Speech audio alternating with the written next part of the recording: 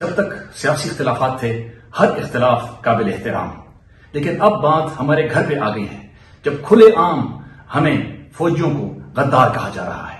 मैं सिर्फ एक बात करूंगा, जाग फौजी जाग, तेरी पग नू लग गया दाग। पाकिस्तान आर्मी चीफ या कोई भी सोल्जर कुछ भी हो सकता है, गद्दार नहीं।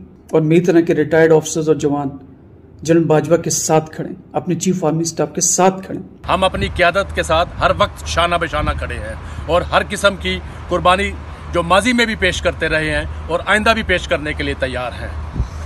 पाक फौज जिंदाबाद। गाजियों और शहीदों की वारिस अफवाज है और इसका सपा सलार अफवाज पाकिस्तान का फ़ख्र है और हम उनके साथ हर जगह पे खड़े हैं। अफवाज पाकिस्तान जिंदाबाद। हम एक मुनज़्ज़म कौम है, हमें अपने फौज पर फख्र है। हमारी अस्करी अफवाज और ख़ुसूसी तौर पे अस्करी क़यादत मुल्क से गद्दारी का सोच भी नहीं सकते हैं। एक फौजी कुछ भी हो सकता है मगर गद्दार नहीं हो सकता। सियासतदान अपनी सियासत करें और पाक फौज को जो है अपने काम करने दें और इनको खामखा बदनाम करने की ये जो है ना साजिश ना करें।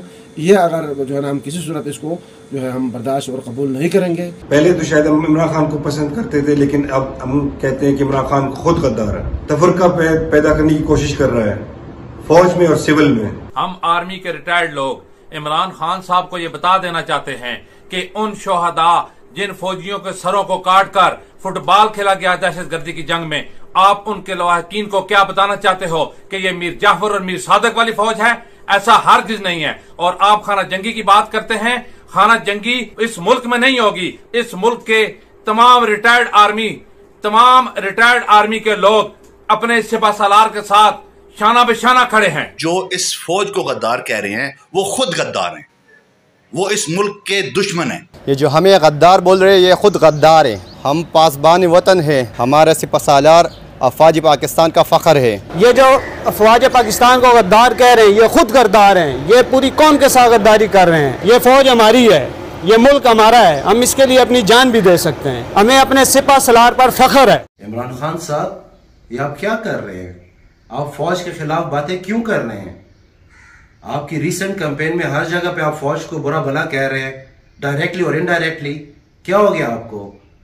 यही फौज थी जो आपकी सपोर्ट में थी, लेकिन आप इसी फौज के मुख्तलिफ रैंक्स में, मुख्तलिफ फाइल्स में आप समझते हैं कि आपके इस तरह करने से बीच में ना इत्तेफाकी आएगी, यह आपकी गलत फहमी है। ऐसा करने से सिर्फ इस मुल्क का और इस फौज का नुकसान होगा और किसी का नहीं होगा। इमरान खान साहब, दा मल्क जमुंगा दे, दा मल्क इस्तासो दे, दा मल्क जमा दे, दा मल्क जमुंगा औलाद दे। राजे चिदे मल्क तरके दे पारा मुंगा यो सरशु। पाकिस्तान जिंदाबाद।